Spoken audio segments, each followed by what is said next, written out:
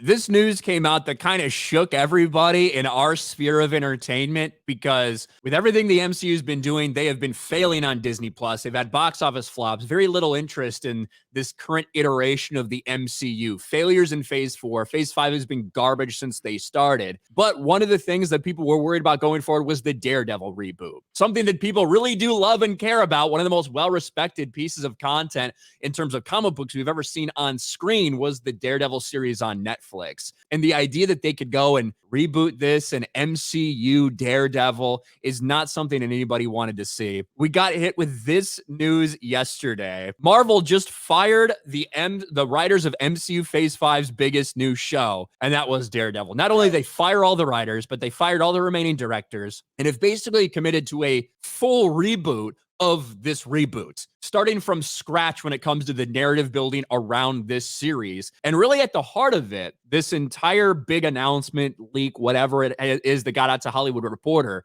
is an admission from Marvel that the way they've been approaching their Disney Plus series has not been working and they need to stop. Daredevil hits reset button as Marvel overhauls its TV business. Launched during the pandemic with a playbook to shoot 150 million plus seasons with no pilots, the Disney unit is undergoing growing pains and seeing the logic of traditional TV culture. One of the complaints we've had across Star Wars and Marvel is that when you watch these things week to week, it doesn't feel like these people know how to do TV. Whereas if you watch something on HBO, it does feel that way. Whether it's the length of episodes being similar, whether it's the episodic thing that keeps you wanting more the next season, but also a satisfying episode at the same time, whether it's something like House of the Dragon, even Last of Us. I didn't watch it, but a lot of people said the same thing about Last of Us. They enjoyed the TV series, even if they don't like where that story is inevitably going to go. Shout out to Abby Smash. But it looks like Marvel is fucking admitting what we've said all along. It doesn't feel right. It's not sustainable.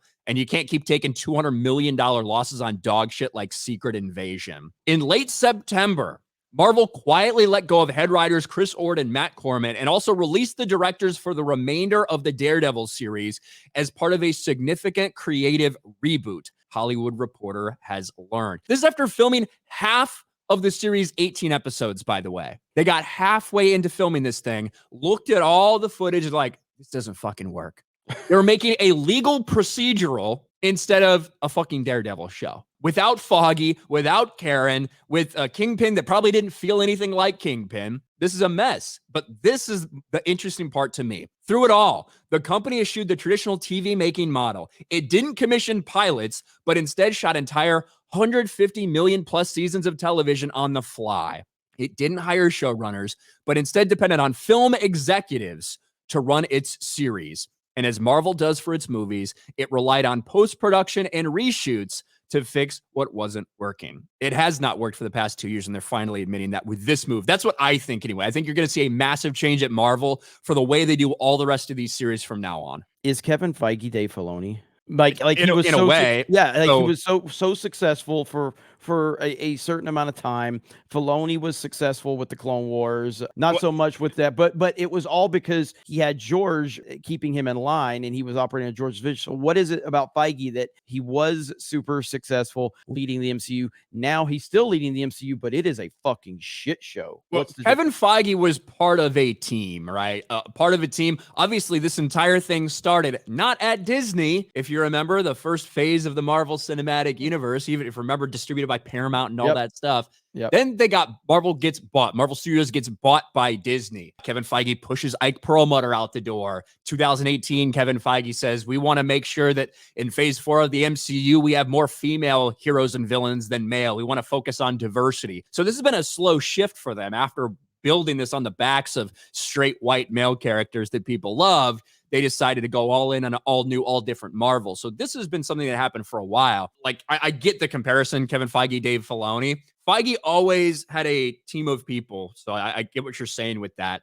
And once he himself pushed everyone else out, he got to do whatever he wanted. And now we see the agenda at play. Maybe that's comparable to Dave Filoni. And now that they have now that they're in a different realm, like they're both failing miserably. Dave Filoni is an animated guy, an animation guy. He is a person that will, write stories and come up with storylines. Kevin Feige is a guy who finds talent to do things. Kevin Feige is Kathleen Kennedy, right? not really involved in sitting there and scripting out a story, but instead is going to find the people that you want to make this story. Yeah. And even in this thing, they reveal like, oh, by the way, the show creator and writer Jeremy Slater quit in the middle of Moon Knight, and Mohamed Diab took on the reins. Jessica Gao developed and wrote She-Hulk Attorney at Law, but was then sidelined once Kat Coiro came in and came back for some stuff afterwards. They go into all the other problems that these MCU shows have had. They shit on Secret Invasion as well, because that's a show where a bunch of directors left, like included in that Secret Invasion mess. But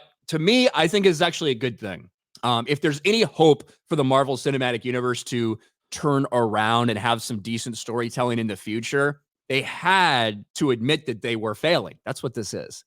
Yeah. So we'll see if that leads to any actual good content in the future. I have my doubts about that. But the first step is admitting there's a fucking problem. And they finally, after 2 years of us making videos about it, done that thing that we've been talking about for 2 years.